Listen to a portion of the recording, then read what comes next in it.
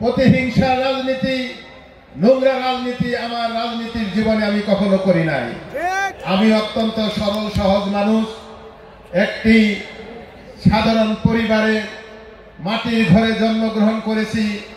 আল্লাহর মেহেরবানিতে হয়তো আপনাদের সকলের দোয়ায় ভালোবাসায়, আমার মা বাবার স্নেহ ভালোবাসায় আজকে আমি হয়তো বাংলাদেশের নিজে পরিশ্রম করে লেখাপড়া শেষ করে আমি ব্যবসায়িক জীবনে পা দিয়েছিলাম এবং আপনাদের দোয়ার বরকতে আমি বাংলাদেশে একজন সফল ব্যবসায়ী হয়েছি।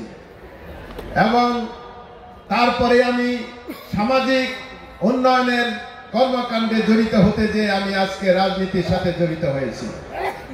রাজনীতি করে পয়সা কামাই করতে আমি আসি নাই, পয়সা কামাই করে নিজের পকেটের পয়সা খরচ করে রাজনীতি করতে এসেছি। আমার রাজনীতির জীবনে আরো যদি যতদিন বেঁচে থাকি, রাজনীতির সাথে মানুষের এই এলাকা সমাজের সাথে যতদিন আল্লাহ রাব্বুল আলামিন আমার ভাগ্যে রেখেছে, আমাকে কোনোদিন চাঁদাবাজি করে ধান্দাবাজি করে আমার পদ ব্যবহার করে আমার নীল কারখানায় ব্যবসা করে অন্য কোনোভাবে জমি দখল, মানুষের কষ্ট দিয়ে জমি দখল করে আমাকে রাজনীতি করতে হবে না, আমার সংসারও চালাতে হবে না। এই কথাটি